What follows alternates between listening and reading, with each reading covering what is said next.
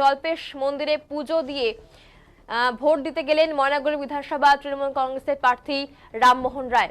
ময়নাগুড়ি বিধানসভা থেকেই রাজনীতিতে আসা ময়নাগুড়ি বিধানসভা তৃণমূল কংগ্রেসের প্রার্থী রামমোহন রায় তিনি সকালে ভোট দিয়ে সাধারণ মানুষের সঙ্গে জনসংযোগ করলেন। উত্তরবঙ্গের ঐতিহ্যবাহী জল্পেশ মন্দিরে পুজো দিয়ে ভোট দিলেন সকালে। কারণ যেমনটা বললাম, আজ একদিকে তার পরীক্ষাও বলা যায়, তাই ঠাকুরের আশীর্বাদ তো নিতেই হবে। মধ্য শালবাড়ি 16-র 168 নং বুথে ভোট দিলেন তিনি। পার্শ্ববর্তী বাড়ির পাশেই তার ভোট কেন্দ্র। এরপর সাধারণ মানুষের সঙ্গে তিনি কথাবার্তা বলেছেন। তারপর এলাকায় ঘুরে দেখার জন্য তিনি বেরিয়ে পড়েন।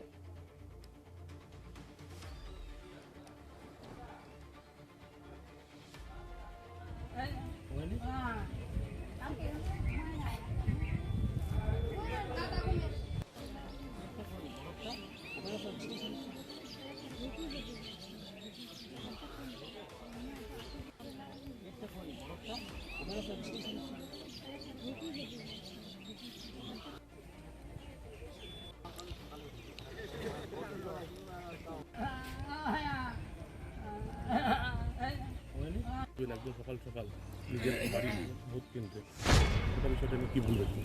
সকাল সকাল ভোট দেওয়া হলো। ময়নাগুড়ির মানুষ,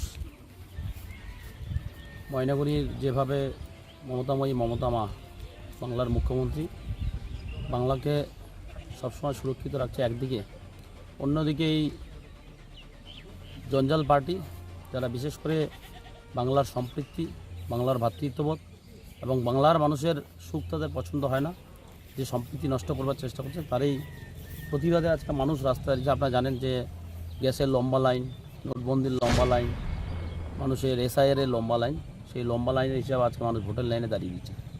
সকালের দিনটা শুরু হলো কি করে এবং সারাদিন কী কী করবো? সকালে গিয়ে জল্পেশ বাবা দেবাদিদেব বাবা মহাদেবের চরণে প্রণাম করে পুজো দিয়ে ময়নাগুড়িবাসীর মঙ্গল কামনা করে আজকে এই ভোটদানে দাঁড়িয়ে ভোট দেওয়া হলো।